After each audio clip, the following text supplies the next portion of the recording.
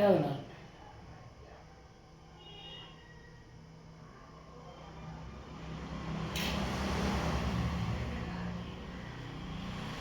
இன்னைக்கு ஆடி 18. இன்னைக்கு ஆடி 18. வெளியே ஃபோட்டோ எடுக்கலான்னு பார்த்தேன். இன்னைக்கு எல்லாம் சாமி பற்றியோடு இருக்கிறாங்க, எல்லாம் கடவுள் பற்றியோட. என்னடா இறந்து போகிறவங்க ஃபோட்டோ வச்சுட்டு இருக்கிறான் அப்படின்னு இது ஒரு இதாக இப்படி சொல்லுவாங்க. அந்த ஜனங்க அப்படி தான் இருக்கிறாங்க.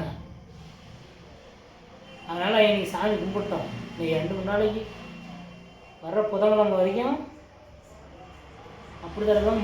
மறுபடியும் ஒரு நோன்பி வர வரைக்கும் அந்த டைம் அப்படி தான் இருப்பாங்க. அவங்க எதை சொன்னாலுமே பார்க்க மாட்டாங்க நம்மளை, நம்ம எதை. அதனால் எனக்கு வந்து மனசு சரி ஏன் இன்னைக்கு பார்க்க மாட்டாங்க, அவங்க பாட்டு அவங்க பிஸியாக இருக்கிறாங்க. அது என்னடா இன்னைக்கு நோம்பினால் கூட இந்த இறந்து போன ஒரு ஃபோட்டோ வச்சுட்டு இருக்கிறான் அவன் பைத்தியக்காரன் அப்படிம்பாங்க. அதனால் நான் உள்ளே கும்பிட்டுக்கிறேன். நான் மட்டும் கும்பிட்றேன், சரியா? நான் உள்ளே கும்பிட்டுக்கிறேன். நான் என்னமோ லைக்கு யூடியூப்பில் அதில் போய் பார்த்தா எனக்கு லட்சக்கணக்குன்னு வருமானம் வரும், அதனால் இல்லை கேட்கலான்னு நினச்சிக்கிறாங்க. எனக்கு ஒரு 1000-500 பேர் இது கொடுத்தா எனக்கு ஒரு தெம்பு அதிகமாக கிடைக்கும். ஒரு 500 பேர் அதில் காசு வராது. 1000 பேர் போட்டால் காசு, 2000 கூட காசு வராது.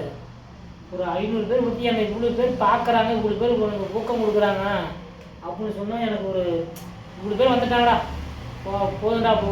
இவ்வளோ பேர் நம்ம ஒரு 1000 பேர் 2000 பேர் இருக்கிறாங்கடா தெம்பு இருக்கும். 2 பேர் 3 பேர் எத்தனையோ சிலர் எத்தனையோ வரதான் கிளிக் பண்ணி ஓகே கொடுத்துருக்குறாங்க. இன்றைக்கி இவர் இறக்கும் போது கேரளா வந்து கேட்டுச்சு, அவர் கொடுங்க என் மண்ணல் நான் வச்சுக்கிறேன் அப்படின்னு. இன்றைக்கி அப்படி ஒரு துயர சம்பவம் நடந்துருக்குது பயங்கரமாக. அது நம்ம கடைப்பிடிக்கணும். நம்மளால் எந்த சக்தி இல்லாதனால நம்மளால் எதுவும் உதவ முடியல. எந்த வழி நம்ம உதவ பண்ணுறது? ஏதோ ஆண்டவனை தான் நம்ம வேண்டிக்க முடியும். இவர் தான் வேண்டிக்கணும், ஆண்டவனை வேண்டிக்கணும், இவரை வேண்டிக்கணும். இந்த மக்களை காப்பாற்ற அப்படின்னு.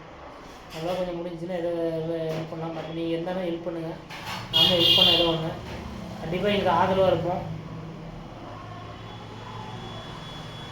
இவரோட எது நான் தொடங்கணும். நான் சொன்னேன் பிள்ளைங்களே விடுங்க, பிள்ளைங்களாம் நம்ம எவ்வளோ படிக்க வைக்கிறோம், என்ன படித்தாலும் பிள்ளைங்க நாலேஜ் இல்லை. இது மாதிரி தேசத்தில் இருங்க. அப்படி இல்லாமல் காமராஜர், அண்ணா,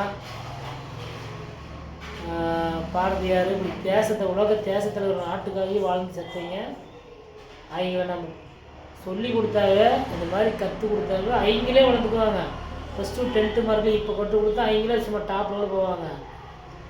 நம்ம அவங்க செலவு பண்ணி படிக்க வச்சு பெரிய இங்கிலீஷ் மீடியம் போய் பல லட்சம் செலவு பண்ணினாலும் அவங்க அந்த சுற்றுற டைமில் சுற்றி போடுவாங்க. 15 வருஷம் 14 வருஷம் அவங்க தான் அவனுடைய ஏஜில் சுற்ற டைம் சுற்றி சரி படிக்க மாட்டேன். சில பிள்ளைங்க நல்லா படிப்பாங்க.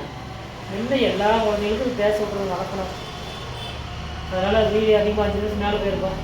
சாமி இன்னைக்கு நான் நான் உள்ளே அந்த கும்பிட்டுக்கிறேன் அவரை, சரியா?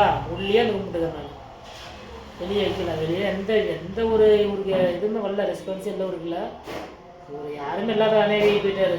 அது வேணால் உண்மை. யார் ஒரு மிகப்பெரிய அனாதி தமிழ்நாட்டில். அதான் வழியே இல்லை. மக்களே துணி பார்க்க மாட்டாங்க, அரசாங்கம் துணி பார்க்க. அரசாங்கம் குற்றம் சொல்லி ஒன்றுமே இல்லை. அரசாங்கம் குற்றமே இல்லை. மக்கள் நாம் தான். மக்கள் ஜனாதிபதி பேர் வச்சோம், நாம் விட்டுட்டோம். நாம் தான். சரி, ரொம்ப பேசுகிறேன். ஜெய்ஹிந்த்.